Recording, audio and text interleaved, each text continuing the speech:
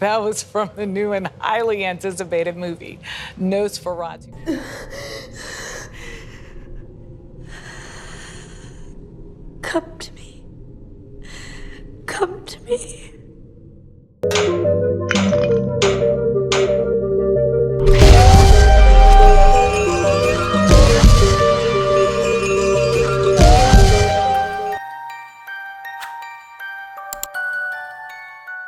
What if I told you that to save the world, she must sacrifice herself? I'm talking about Ellen in 2024's Nosferatu. Why would she need to sacrifice herself to save the world, you say? Well, in this video, I break down what's really going on in Nosferatu and how this story is really an allegory of much deeper spiritual meaning.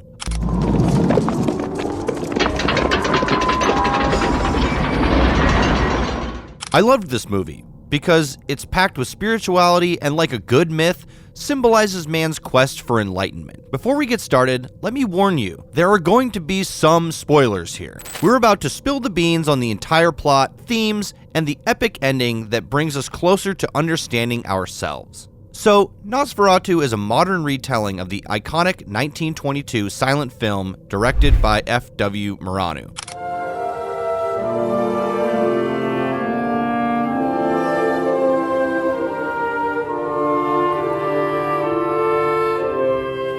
Which was itself an unauthorized adaptation of Bram Stoker's book Dracula. Nosferatu's director, Robert Eggers, is known for his atmospheric and historically rich films like The Witch and The Lighthouse. He's earned himself a reputation as a maestro of folk horror for films like The Witch, The Lighthouse, and The Northman.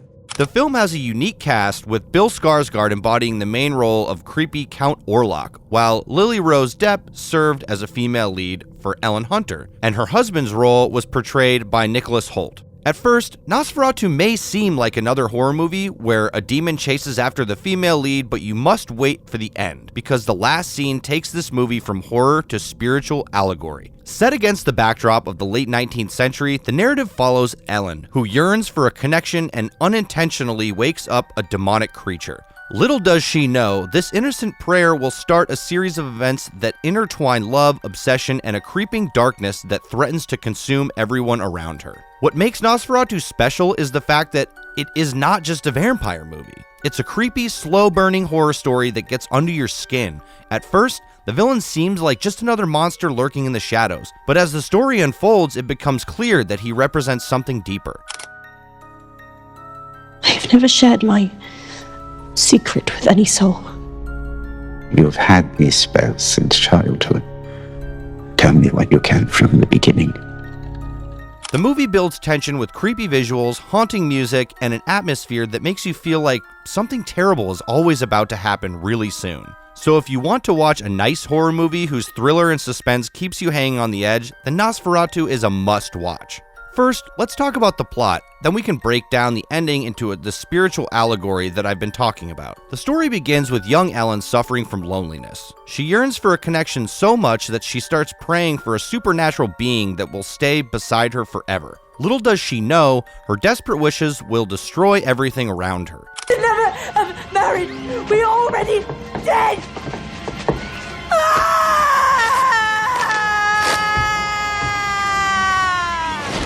A murderous creature wakes up and keeps feeding on Ellen's soul like a parasite. After a few years, Ellen gets married to a handsome man named Thomas Hutter. He's a diligent real estate agent working in the bustling town of Wisborg, Germany. After falling in love with him, Ellen finally feels complete and no longer needs anyone else's company. However, her happy times are going to end soon.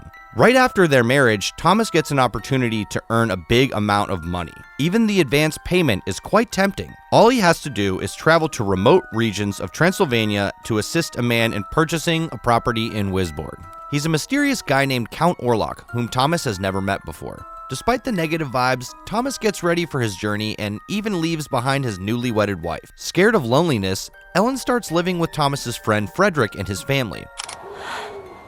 What is it?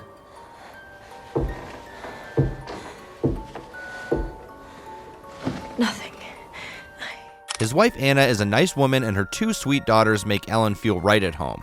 Little does she know, the demon behind her is not leaving so easily. A Upon reaching Orlok's decaying castle, Thomas gets shocked by the owner's unsettling appearance. He has elongated features and an aura that sends shivers down one's spine. Despite the creepy atmosphere, Thomas proceeds with his duties because he really wants that money. As days turn into restless nights, Thomas uncovers a horrifying truth. Count Orlok is not an ordinary nobleman, but a vampire. He sleeps in a coffin during the day and only gets out at night. Moreover, the demonic creature that possessed Ellen is no other than Orlok. Thomas's suspicions are confirmed when he discovers Orlok staring at a photograph of Ellen. Realizing the upcoming danger, Thomas becomes desperate to return home and warn his town and his wife. However, escaping the castle without Orlok's permission is not easy. Even after a series of unsuccessful escapes, Thomas doesn't give up and eventually finds a way out. Now he must hurry and reach his hometown to protect Ellen. Meanwhile, Orlok is also gradually traveling towards Wisborg to fulfill his dark desires for Ellen. He even manages to force Thomas to end his marriage so Ellen can freely commit herself to the dark forces. Back in Wisborg, Ellen has also started experiencing unsettling events. It seems like Orlok is calling her toward himself. However, without Ellen's consent, Orlok can't take her away. When Ellen refuses to his desire, Orlok starts using his plan B. He gives Ellen 3 days to rethink her decision, but during these days, Orlok doesn't wait sitting quietly. Every day, he creates chaos by taking away Ellen's loved ones.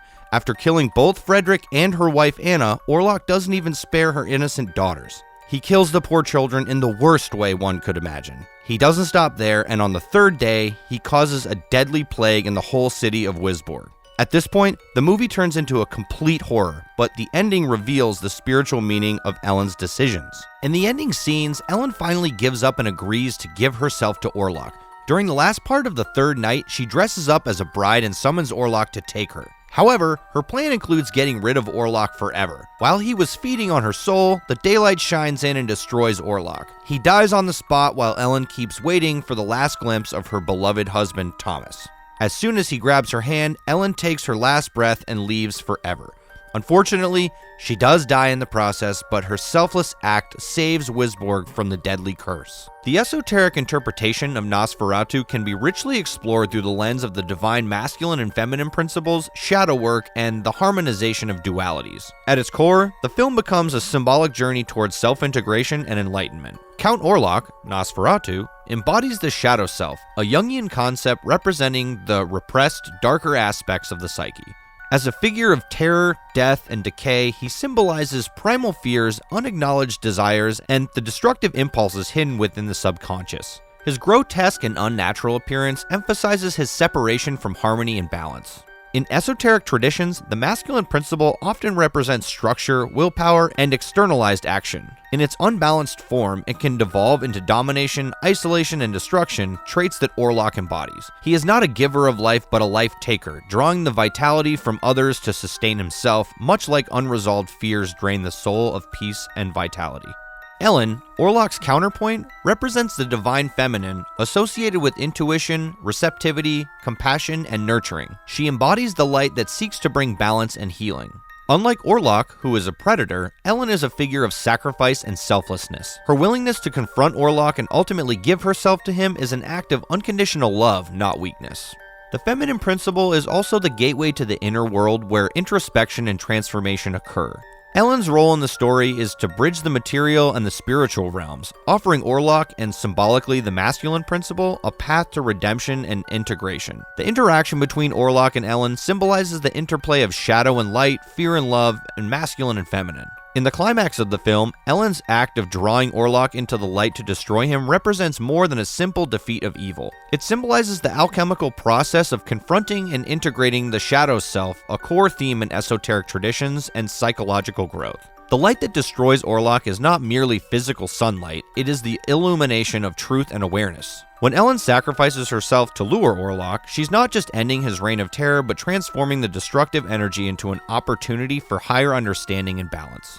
Orlok's demise is not simply the annihilation of evil, but the transcendence of fear through love and self-awareness. Ellen's role is not one of mere victimhood, but the mediator who brings balance to the chaos that Orlok represents. By luring him into the light, she forces the confrontation between shadow and consciousness, a necessary step for transformation. The story Nosferatu aligns with the concept of the shadow work, which involves acknowledging and integrating the darker, unconscious parts of the psyche. Orlok represents those fears, traumas, and repressed desires that we often run from. Ellen's courage to face him head-on and embrace her role in his destruction mirrors the process of bringing the shadow self into the light of awareness. By confronting our fears, Orlok, with the compassion and courage, Ellen, we achieve a synthesis that leads to greater self-knowledge and harmony. Ellen's act of love and sacrifice represents the transformative power of the feminine principle which seeks to heal and unify even in the face of destruction. Nosferatu is more than a horror film, it's a spiritual allegory about the human journey towards self-realization.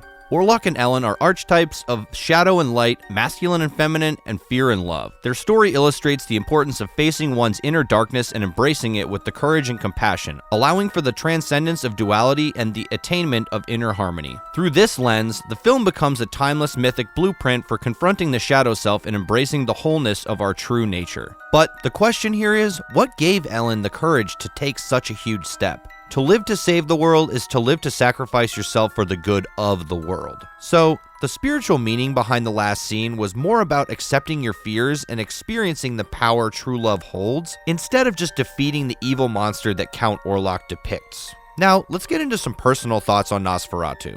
Was it everything we expected from a vampire movie? Not really, but it was a refreshing experience after watching all the sequels of Vampire Diaries. We must say Robert Eggers is a master of atmosphere. Every frame in this movie feels like a carefully crafted painting dripping with gothic horror. From the creepy, shadow-drenched streets of Wisborg to the nightmarish interiors of Orlok's castle, the film is visually mesmerizing. You completely get lost in the movie without even realizing. Eggers knows how to use his darkness, silence, and unsettling camera angles to make you feel trapped inside of the movie. There were multiple scenes where you may find yourself holding your breath, expecting Orlok to emerge from the shadows at any moment. Speaking of Orlok, Bill Skarsgård's performance was phenomenal. He didn't just play the vampire, he felt like a real vampire right out of the coffin. His slow movements, hollow eyes, and chilling whispers make him a truly terrifying presence. He doesn't even need the excessive CGI or jump scares to be scary. I mean, the way he slowly turns his head, horrifying. You just know something terrible is about to happen. Besides him, Ellen's character was also perfectly played by Lily Rose, especially her final moments were absolutely heartbreaking. You can see the pain in her eyes that changes into satisfaction as she finds Thomas safe and sound. No words were spoken, but the emotions were absolutely delivered. Another thing that needs to be highlighted is the hidden message behind every character. Each of them were trying to cover their inner desires as they were a sin. Thomas wanted to complete the odd job for the sake of money, but he pretends like he's doing it for Ellen. Frederick was obsessed with taking control over everything, but he calls it a moral duty. In short, everyone was afraid to present their true self, but Ellen couldn't take it anymore and accepted her dark sides. That's why the last scene holds so much impact and turns this movie into a spectacular film. Alright, that's my take on Nosferatu 2024. It's a beautifully crafted horror and deeply spiritual film that leaves an impact on its viewers. But what about you? Did you find it terrifying, or was it just more of a slow burn for your taste? Let me know in the comments. I would love to hear your thoughts. Thanks for watching. If you want to see more breakdowns of important scenes from horror movies, please like and subscribe to the channel.